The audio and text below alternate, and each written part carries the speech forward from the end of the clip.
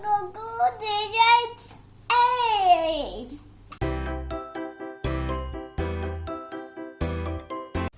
Hey everyone, welcome back to my channel. I'm Deepika and today's video is very demanding because I've gone through a number of messages where parents are concerned and worried for their kids that they are not showing any interest in writing, they don't want to write, they don't even want to hold a pencil, they don't even want to try. And I think this is the most common question nowadays. Many of the parents are facing this problem who wants to teach their kids, who are having toddlers at home.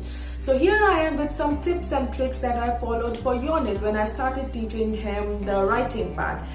Basically, I started teaching Yonit the writing part when he was around 3.1, 3.2, and I noticed that whenever I am giving him some writing worksheets, he is not at all interested in doing those worksheets. He is not at all interested in doing the writing part. He is like after 2 or 3 minutes he's just going away from the table or like making some of the excuses that he don't want to sit and study.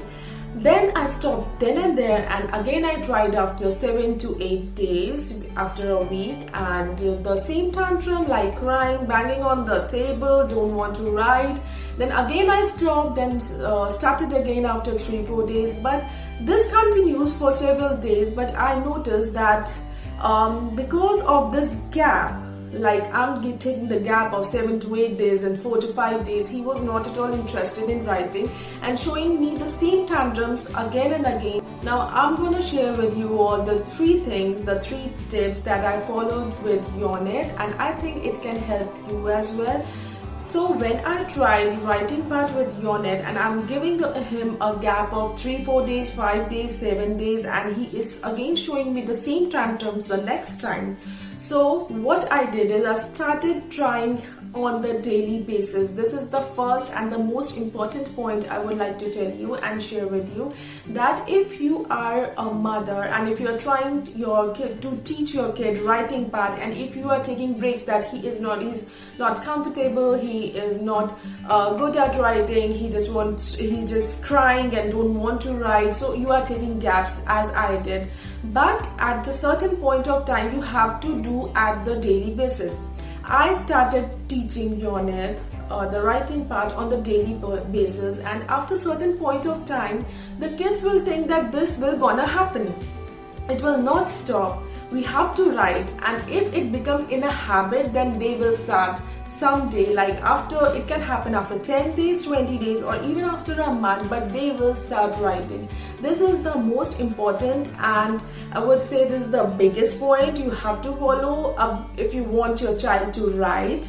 If you want your child to start writing, you have to be at your patience level, highest in your patience level, if you want to make your child write on the daily basis. And if you are actually waiting, like if you're actually doing this for the daily basis, then start doing it in the 2 times a day, like in the morning and the evening. It will work, don't worry. Now second point is also as important as the first one, because you know that kids are our reflection. What we do, kids do the same. They learn from us. So if they are not interested in writing, then you start writing in front of them. Like you have to make your grocery list, your shopping list, your to-do list, or whatever you have to write in front of them.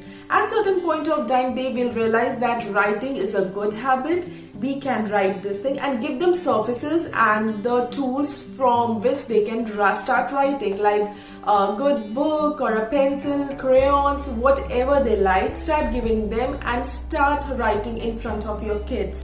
Now third point is pre-writing worksheets. Pre-writing worksheets, it's not just the tracing worksheets, but yes, pre-writing worksheets are as much important as the other 2 points. The purpose of pre-writing worksheets is to prepare fingers for pencil grip and strengthen fine and gross motor muscles.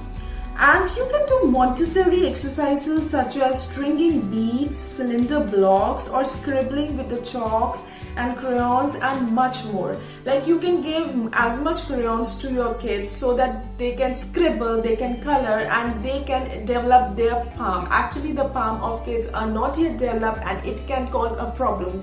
So first thing is to create and develop their palm, and for that you can give them a number of chalks and number of crayons so that they can scribble and start writing then again.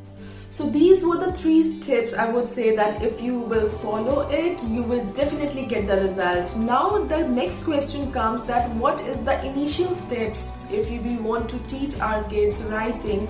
What should be the initial steps? What should we do from the starting till the end? So I would say that here also there are 3 points I would include. So first point is flashcards. Flashcards is not just the flashcards for alphabets or numbers. Flashcards can also be the pre-writing activity which is necessary for most of the kids, I think so.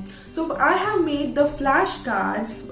Before giving any writing worksheets to kids, I would suggest to give them these kind of flashcards and ask them to draw these figures using their fingers. It helps them to know about the different shapes and also about the lines and how to draw them. These shapes can be anything, like shapes like square, rectangle, triangle, zigzag lines, circles, curves, and anything else you can make. So second point is giving your child some tracing worksheets. Tracing worksheets does not include any tracing of alphabets or numbers. This is the last stage of writing, but you can give them some tracing of lines, like you can give them some standing lines, sleeping lines, zigzag lines, slanting lines, and curves, circles, or you can even give them some drawing or the figures with which they can enhance their fingers and the palms so that they can write on a paper very easily. Third point comes when you can give them the tracing of alphabets and numbers, and trust me, after doing all these points, they will write and trace the alphabets and numbers in manner which you. And whenever you are introducing a pencil to your child, do remember this thing that they can hold a pencil in different manners, that they can hold like this or like that or like this, from the end, from the top, but naturally it comes out and they will start writing in a proper manner and hold a pencil in a proper manner. After a certain point of time, they will know naturally that this is the right type of holding a pen. The last point I want to include is that schedule your quality writing time into your day. This will help a child to stick to a routine, and very importantly, paste your child's writing work on walls or refrigerator.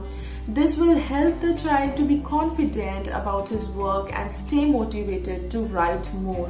So that's all guys, these are the best tips I can give you so that you can start teaching your kids the writing part. Trust me, I have followed these tips with Yonit, and in future I'll be following it for Pearl as well.